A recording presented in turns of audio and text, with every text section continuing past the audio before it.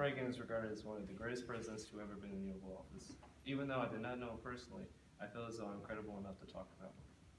The greatest leader is not necessarily the one who does the greatest things, but he leads the people to do the greatest things. That is a quote from Ronald Reagan.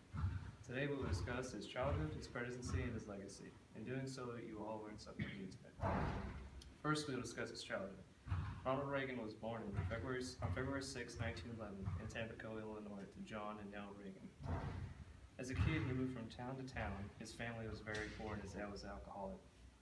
From this, his dad wasn't able to get a job anywhere, so of course they were very poor. Despite all this, Reagan had said his childhood was the happiest time of his life. Despite their near poverty and his father's drinking problem, Reagan later recalled his time in Dixon as the greatest time of his life. That's a quote from Britannica. In school, he excelled in drama class and had dreams of becoming an actor one day. He was very popular in school, becoming the class president. From 1926 to 1932, he saved around 77 lives as a lifeguard. This is incredible. I can't believe he did that. No one is for sure about this number, but it's still amazing that he was able to do that. Once he graduated, he got a job at a radio station in Iowa, which he then later moved to a different radio station and became the broadcaster for the Chicago Cubs. In 1937, Reagan auditioned to become an actor and landed over 50 roles over a span of about 30 years. He was mainly in B-type movies and never really landed a big role. Now that we have discussed Reagan's early life, we will now discuss his presidency. Ronald Reagan started out his political career as the governor of California from 1967 to 1975. He served 2 whole terms. He ran against Edmund G. Brown and won by 1 million votes. During his time as governor of California, he erased a huge budget deficit and introduced new reforms to the welfare program. Reagan was the President of the United States from 1981 to 1989.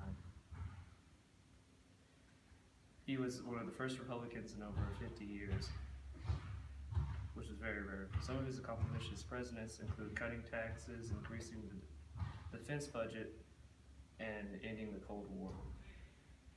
He cut taxes by reducing the amount of money taken out of income taxes, which he believed would give stability to the economy. He increased defense spending by giving more money to the budget for defense purposes. He ended the Cold War by signing the INF Treaty. The INF Treaty was the first armed control pact to require an actual reduction in nuclear arsenals rather than merely restricting their proliferation. During his presidency, he did something that not many presidents can say that they did. He was the first president to ever nominate a female justice to the Supreme Court. Her name was Sandra O'Day Conard. She was nominated by Reagan on August 19, 1981. Reagan is also credited with appointing the first African American to the chair of the United States Civil Rights Commission.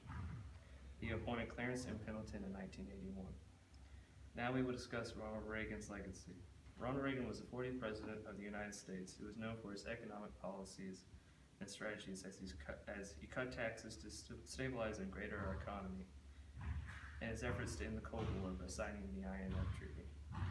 He was the first conservative president in over 50 years. He revived the Republican ideology and changed the future of politics forever.